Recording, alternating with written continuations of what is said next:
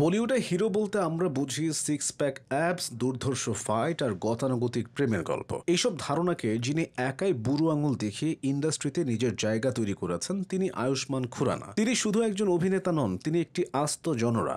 Vicky donor থেকে শুরু করে একেবারে নতুন থাম্মা 2025 পর্যন্ত তার জার্নিটা অবিশ্বাস্য। চলুন দেখে নিই আয়ুষ্মান খুরানার এমন 10টি সেরা সিনেমা যা ভারতীয় সিনেমার গল্প বলার ধরনকেই পাল্টে দিয়েছে।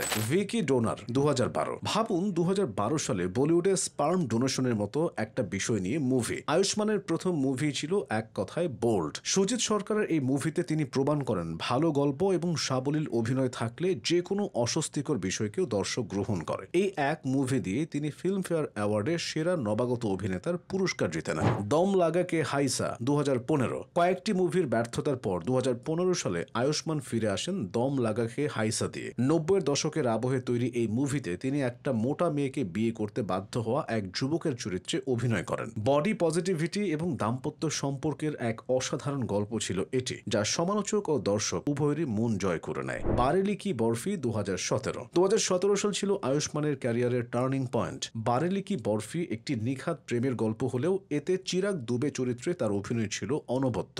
এক ছাপোষা লেখকের ভূমিকায় তিনি যে কমেডি টাইমিং দেখিয়েছেন তাতেই বোঝা গিয়েছিল যে তিনি লম্বা রেসের ঘোড়া। শুভমঙ্গল সাবধান 2017। একই বছরে আসে শুভমঙ্গল সাবধান। এবার বিষয় আরো সাহসী, ইরেকটাইল ডিসফাংশন বা পুরুষত্বহীনতা। যে বিষয়টি নিয়ে স্বামী স্ত্রী নিজেদের মধ্যেও কথা বলতে দ্বিধাবোধ করেন, সেই বিষয়টিকে আয়ুষ্মান ও ভূমি পেডনেকার জুটি কমেডির মাধ্যমে এত সহজভাবে তুলে ধরেন যে মুভিটি বক্স অফিসে সুপার হিট হয়। আন্ধাধুন 2018। এটি ছিল সম্পূর্ণ গেম চেঞ্জার। শ্রীরাম রাঘবানের আন্ধাধুন দিয়ে তিনি প্রমাণ করেন যে তিনি শুধু কমেডি নয়, যে কোনো চরিত্রে অসামান্য। এক অন্ধ পিয়ানো বাদকের চরিত্রে তার অভিনয়, যে কিনা এক খুনের সাক্ষী হয়। এই মুভির ক্লাইম্যাক্স আজও দর্শকদের মধ্যে আলোচনার বিষয়। এই অবিশ্বাস্য পারফরমেন্সের জন্য তিনি জাতীয় চলচ্চিত্র পুরস্কার বা ন্যাশনাল অ্যাওয়ার্ড পান।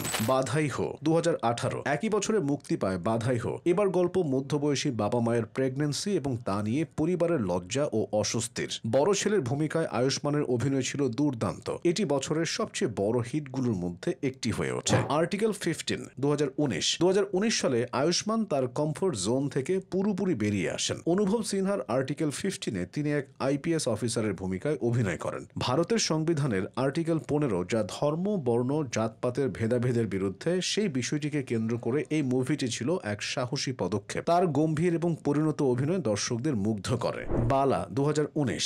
একই বছর আবার কমেডিতে ফেরা, কিন্তু নতুন এক সামাজিক সমস্যা নিয়ে, অকাল টাক। বালা মুভিতে তিনি এক যুবকের হীনমন্যতা এবং আত্মবিশ্বাস ফিরে পাওয়ার গল্প বলেন। সৌন্দর্যের সামাজিক সংজ্ঞাকে প্রশ্নবিদ্ধ করে এই মুভিটি। ড্রিম গার্ল 2019 সালের তৃতীয় হিট ড্রিম গার্ল। এক যুবকের গল্প যে নারী কণ্ঠে কথা বলে পূজা সেজে একাকিত্বে ভোগা মানুষদের সঙ্গ দেয় এবং তা থেকে তৈরি হয় চূড়ান্ত গন্ডগোল। এই উদ্ভট প্লটকেও তিনি নিজের দক্ষতায় বিশ্বাসযোগ্য এবং বিনোদনমূলক করে তোলেন। থাম্মা 2025। আয়ুষ্মানের সর্বশেষ ছবি থাম্মা তাকে ভৌতিক এবং কল্পনার এক নতুন অঞ্চলে নিয়ে যায়। কমেডি, হরর এবং ইমোশনের এক পারফেক্ট মিশ্রণ। এই মুভি, যা আয়ুষ্মানের ছক ভাঙা সিনেমাটিক জার্নিকে এক নতুন উচ্চতায় নিয়ে গেছে। এক প্রাচীন পৈতৃক বাড়ির রহস্য এবং তার থাম্মা বা দাদিমার এক অন্ধকার অতীতকে ঘিরে এর গল্প।